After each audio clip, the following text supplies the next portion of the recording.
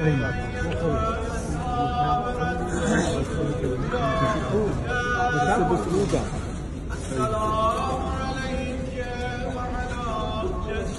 آقا بفرمایید.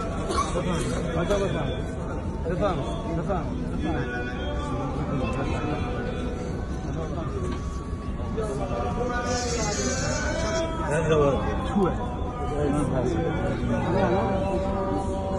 لا هلا ما في مجال.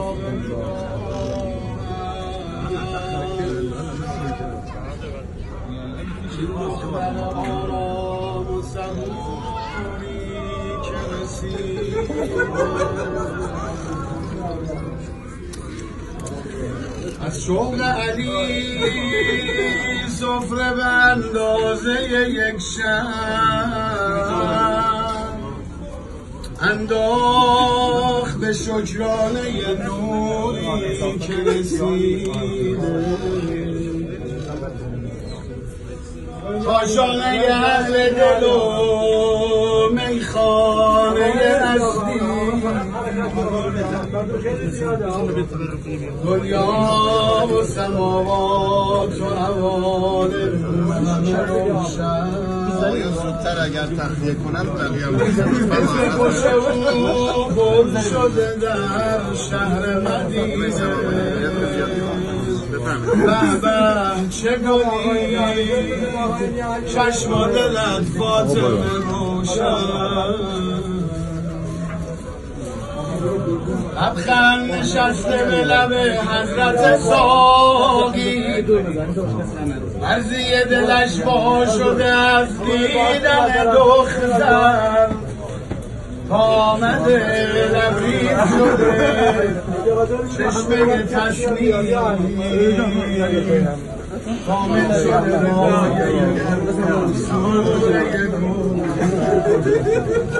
یا الله یا الله آقای دور میدن آقای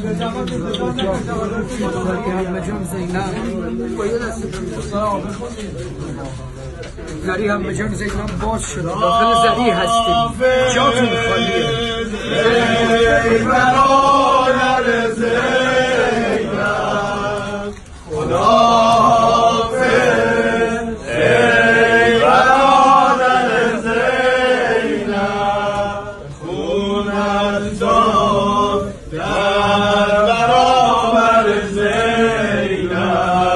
به خون غلطان در زینب نایب الزیاره همتون هستیم در زری رو باز کردن کنار حرم عمه جان امام زمان حضرت زینب نگاه کنید داخل زری هم زینب نایب الزیاره همتون هم خدا جاتون در برابر زینب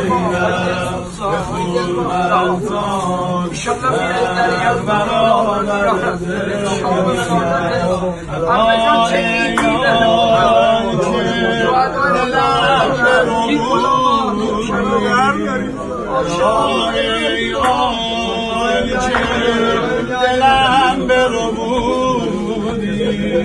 میان مقتل چراغ سجود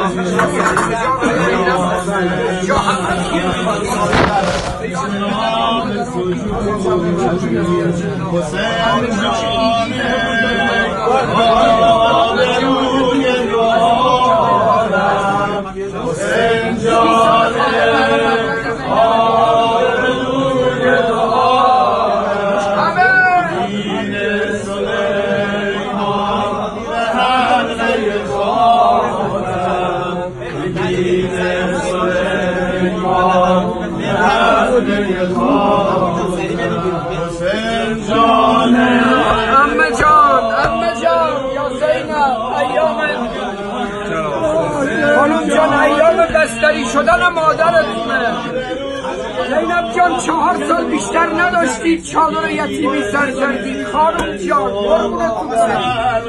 داخل زریح ام جانم زینب نایب الزیاره همه خادم حرم علی ابن موسی رضا. این پر همون پریه که حرم علی ابن موسی رضا و زریح مطهر رو باهاش مبارروبی میکنن آوردن داخل زریح همه رو